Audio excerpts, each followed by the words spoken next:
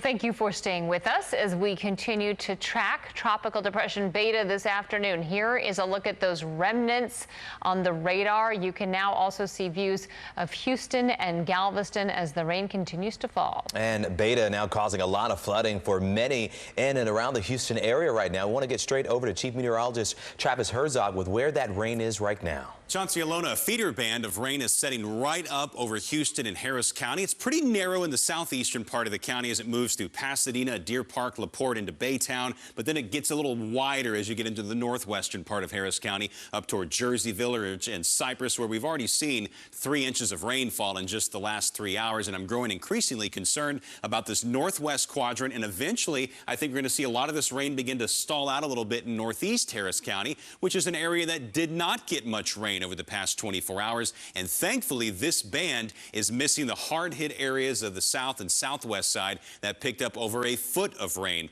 in the last 24 hours. But this band is looking eerily similar to the one that popped up last night and then basically stayed over the same spots for several hours. One thing that's different tonight is Beta is moving more eastward, which should try to push these bands out of here a little bit as we go through the night. But it does look like we are going to see the potential for some significant street flooding, especially where we currently have the flash flood warning. That flash flood warning goes until 11 p.m. and I won't be surprised if we see more warnings or extensions into the northern half of Houston and Harris County as we go through the night. Now, here's the last position from the Hurricane Center on Tropical Depression Beta. It is continuing to swirl a lot of moisture in from the Gulf of Mexico, and these rain bands are setting up. A new one's beginning to develop over Brazoria County. That will build into Houston as we go through the night. There's also a front that has stalled out, separating very moist tropical air from still pretty moist air to the north, but that boundary is where we're also seeing winds converging, and usually along those boundaries is where we see the heaviest rain focus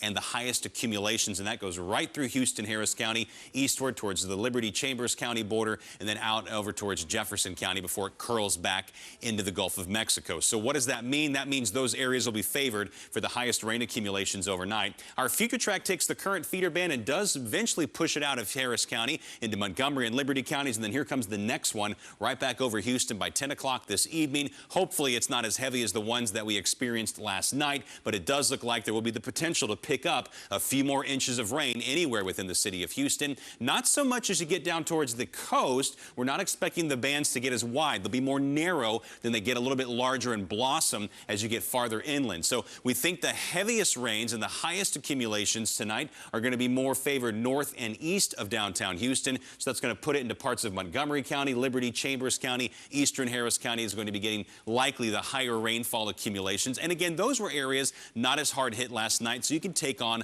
a little bit more water than, say, the southwest side of town, which with just an inch of rain would cause a lot of issues. Now, once we get to sunrise, we're going to see most of the moisture off to our east, and by 6 p.m. tomorrow, Beta circulation is into Louisiana. There could be a spot shower, but other than that, we will be drying out pretty quickly as we get into Thursday. So generally speaking, from Houston eastward, a little bit biased north of I-10, we're expecting 3 to 6 additional inches of rain just tonight through tomorrow morning, and there could be isolated spots from Houston eastward that pick up over 10 inches of precipitation just tonight alone.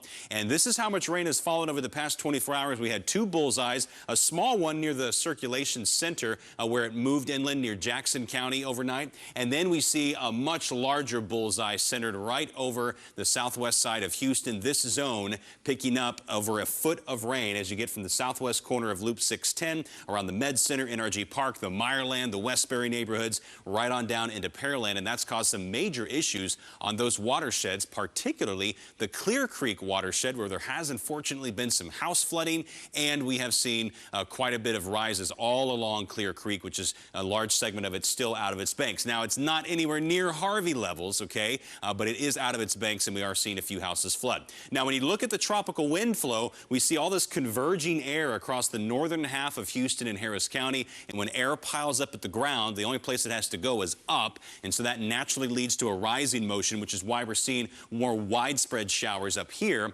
say, than down along the coast where there's not that same convergence. Around Beta circulation, we have the wind still blowing onshore from the Brazosport communities eastward, so from Freeport up towards Galveston, Bolivar High, Island. And for that reason, there's a coastal flood warning still in effect until 7 a.m.